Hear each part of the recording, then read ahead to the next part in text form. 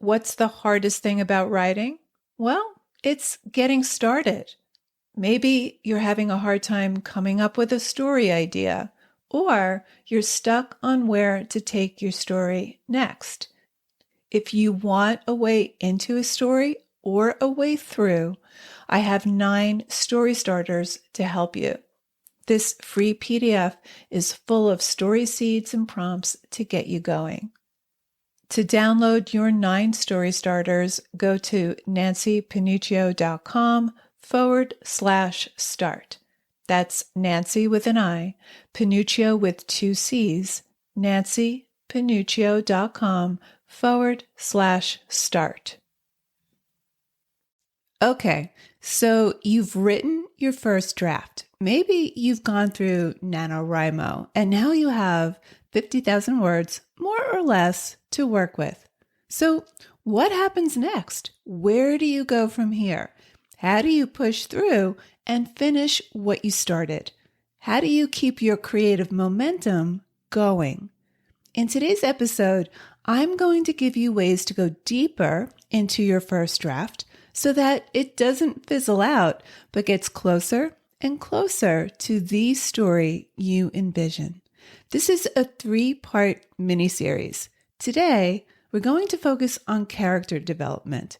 Character is the essential pillar of every great story. So grab your work in progress and let's do this.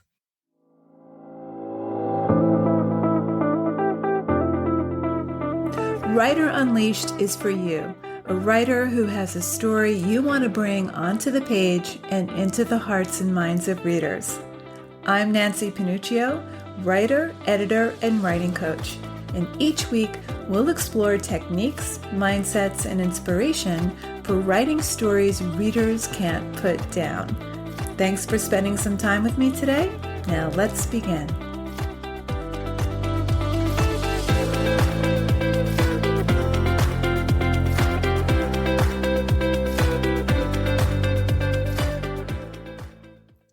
You know how when you first start to work on a story, you're really excited. But as you go further, your ideas get scattered. You start to lose steam. You're having trouble pushing through and finishing the first draft. Recently, a writer said she started her work in progress more than a year ago and still hasn't finished the first draft. So this is very, very common. And if you participated in NaNoWriMo, you may be feeling lost or stalled right about now. I hear over and over from writers who say they have several half-finished drafts languishing on their hard drives. In this 3-part mini-series, I'm going to give you some direction on how to go deeper into your story. We're going to break down essential story elements you can work on for the next 30 days and beyond. Today's episode is all about character development. You and I as writers want to create an experience for our reader. We want them to become our characters, not just be told about them. We don't just want them to feel for our characters, but feel with our characters. In order for this to happen, we have to intimately know our characters. Because once you understand who your characters are, their dreams, their fears, their flaws, their inner conflicts, all their dualities, the reader has a stake in the story. And you can make other big decisions about your story. Every choice you make is driven by character. And I mean every choice, every object, every action, every scene, every detail is filtered through your main character's experience. And it's relevant to what your character wants to achieve by the story's end. You must put yourself in your character's shoes. You must become your character. When you become your character, your reader enters that experience. Now, you may be saying, well, that's great, Nancy, but how the heck do I do that? It's actually simpler than you think. But it does require some time and imagination. And the thing is, you are always getting to know your characters more deeply. You're not going to get there on the first draft or even the second draft. This is where revision comes in. It's what rewriting is all about, learning what your story is trying to become. I created a free character questionnaire designed to help you intimately understand your character. You also get an email series that goes deeper into character development.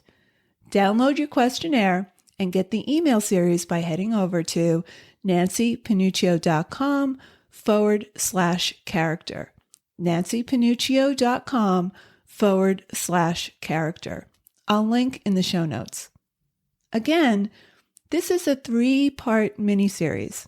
I'm going to give you ways to take your initial story draft and take it to the next level. The idea is not to work horizontally, but vertically. Don't think of writing more words.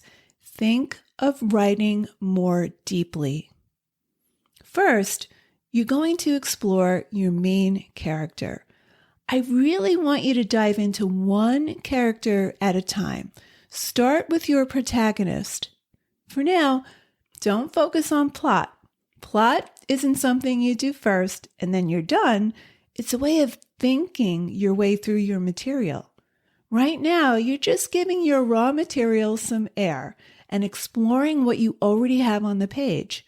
You can move back and forth between character and plot, and we'll get to structure in the third part of this series, but character and plot are inseparable.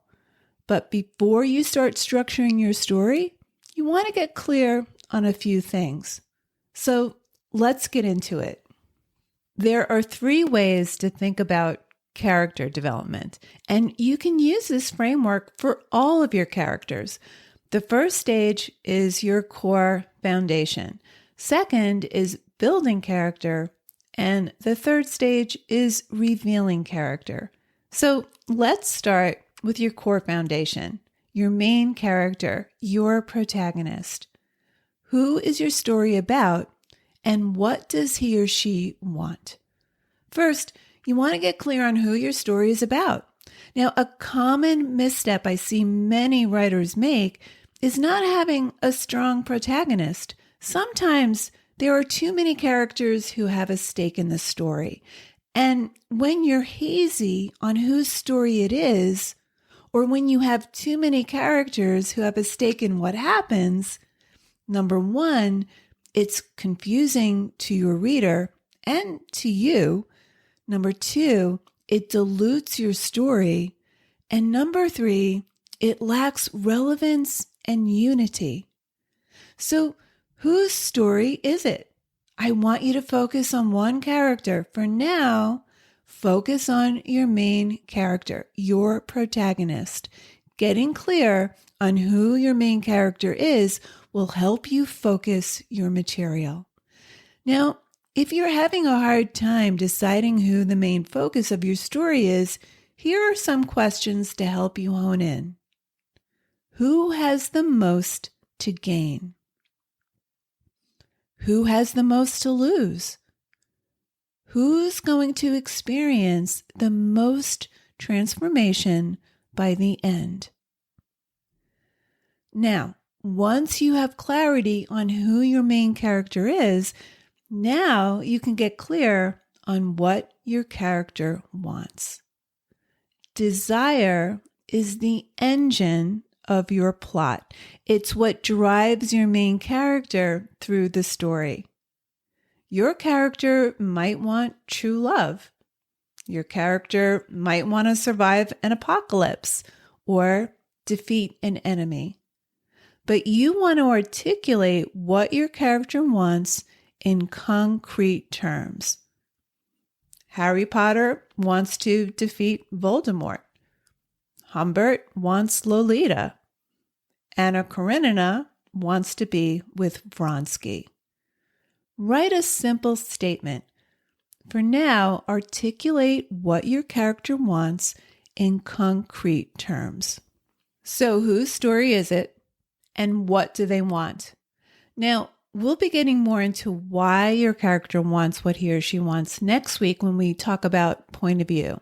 For now, stage 1, core foundation. Who is your story about, and what does he or she want to get by the end of the story? On to stage 2. The second stage is building character. Here is where we start to create a multi-dimensional human being. You want to build contrasts. Protagonists and heroes are not perfect, and antagonists are not all bad. You want to complicate our reaction. Give your main character a fatal flaw. The thing is, we don't relate to perfect people. We don't trust people who curate this persona of perfection.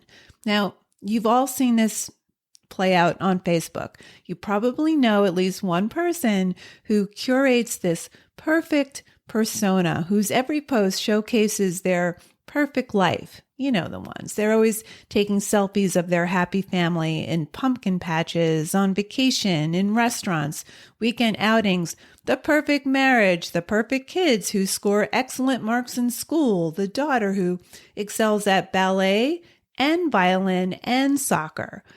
But this doesn't endear this person to us. It makes us feel like our flaws, our imperfections, our messy and imperfect lives are something to be ashamed of.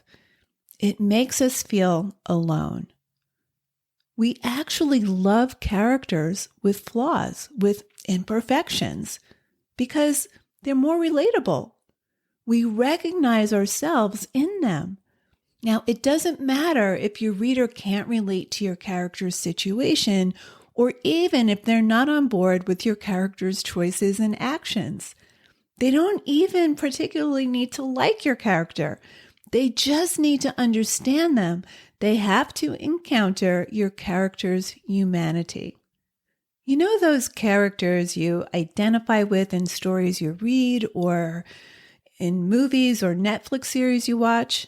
They're deeply flawed heroes. They make bad choices. Sometimes they make immoral choices. They have fears, neuroses, ways of thinking that don't serve them.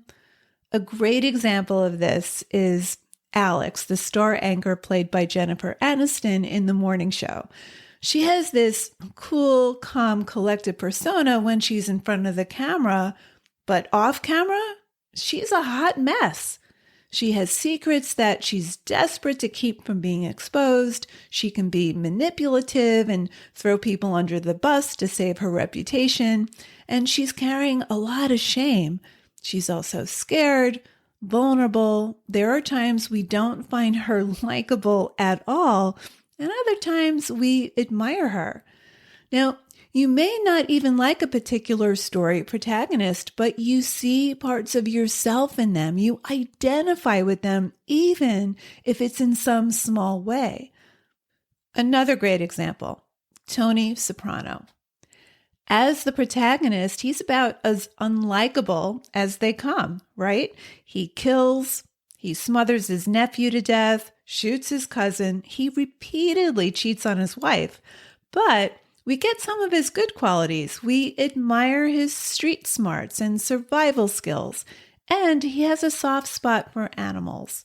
In the first show of the season, he's watching ducks in his pool every morning, and when they fly away, he has a panic attack, which prompts him to start therapy. Similarly, we don't want the stock villain. We want to bring humanity to all of our characters. So go against the status quo, complicate our reaction, defy readers' expectations. Don't just portray the givens. For me recently, that character was Mitch Kessler, the popular news anchor in Apple TV's The Morning Show, who was fired for sexual misconduct. In the first season, all I saw was this sexual predator who took advantage of his colleagues, particularly his young female subordinates. When he was promptly fired, he was non-repentant. He denied the allegations. He victim blamed. He gaslighted these women. He was the textbook abuser. There was nothing redeemable about him.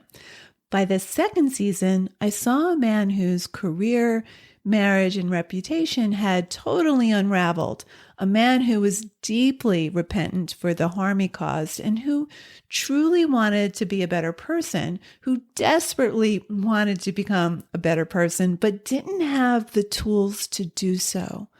So even though I couldn't exonerate him for what he did, I did see his humanity. I had a complicated reaction to him. So stage number 2, build character. Build in contrasts. Show your characters as multidimensional human beings. She's this, but she's also that. On to stage 3, revealing character. This is how your character thinks, feels, acts, and speaks. This is where you show more than tell. So if your character is angry, upset, or sad, don't tell us they're sad, upset, or angry. You want to avoid the word feel as much as possible. That doesn't mean you never use the word feel. You just want to give us the proof. Show them acting that way. For example, Amy Hempel's story in the cemetery where Al Jolson is buried is about a girl's failure to give her dying best friend the needed support. And at one point in the story, towards the end, she says, I felt weak and small and failed. But everything that precedes and follows that I felt statement supports the way she feels.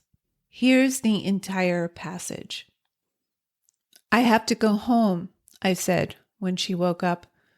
She thought I meant home to her house in the canyon, and I had to say, no, home, home. I twisted my hands in the time-honored fashion of people in pain. I was supposed to offer something, the best friend. I could not even offer to come back. I felt weak and small and failed. Also exhilarated. I had a convertible in the parking lot. Once out of that room, I would drive it too fast down the coast highway through the crab-smelling air. A stop in Malibu for sangria. The music in the place would be sexy and loud. They'd serve papaya and shrimp and watermelon ice. After dinner, I would shimmer with lust, buzz with heat, vibrate with life, and stay up all night. So this is a story about the narrator having a really hard time facing her best friend's death. Now, if you've ever been at the bedside of someone who's dying, you know how profoundly hard that is. It's unfathomable how we can survive the pain of watching someone go. So back to the story. Here's what happens next. Without a word, she yanked off her mask and threw it on the floor. She kicked at the blankets and moved to the door. She must have hated having to pause for breath and balance before slamming out of isolation and out of the second room, the one where you scrub and tie on the white masks. A voice shouted her name in alarm, and people ran down the corridor. The good doctor was paged over the intercom. I opened the door, and the nurses at the station stared hard, as if this flight had been my idea. Where is she? I asked, and they nodded to the supply closet. I looked in. 2 nurses were kneeling beside her on the floor, talking to her in low voices. One held a mask over her nose and mouth. The other rubbed her back in slow circles. The nurses glanced up to see if I was the doctor, and when I wasn't, they went back to what they were doing. There, honey, they cooed. Notice that the author doesn't tell us something like, I could tell she was upset that I wasn't going to spend the night, and this racked me with guilt. We don't get her dying friend's tears either. We're spared the melodrama. The author relies on action, reaction, dialogue, gestures, body language, character thought. So let's recap. Character is the essential pillar of your story. Character and plot are inseparable, but you need to know your character intimately. So number 1, core foundation. Whose story is it, and what does he or she want? Number 2, build character. Build contrasts and contradictions. Complicate our reaction. Don't just portray the givens. And number 3, reveal character. Show us who your character is. Use action, reaction, dialogue, gestures, body language, character thought. And one more thing. None of this is set in stone. Your character will evolve. Your insight into your character will change. That's what rewriting is all about. It's about discovering what your story is trying to become. Characters are revealed over time. Now, to get under the surface of your characters, I have a free character questionnaire along with an email series to help you do just that. Go to nancypanuccio.com/character. nancypanuccio.com/character.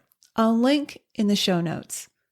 Once you know your main character intimately, making other major story decisions is so much easier, and you'll enjoy the writing process a whole lot more.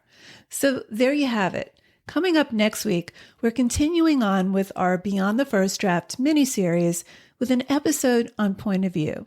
We'll explore what point of view is and what it isn't, and the main elements to pay attention to when crafting a compelling, consistent point of view. Meet me here, same time, same place, to continue on with our Beyond the First Draft miniseries. Till then, keep writing, and I'll talk to you soon.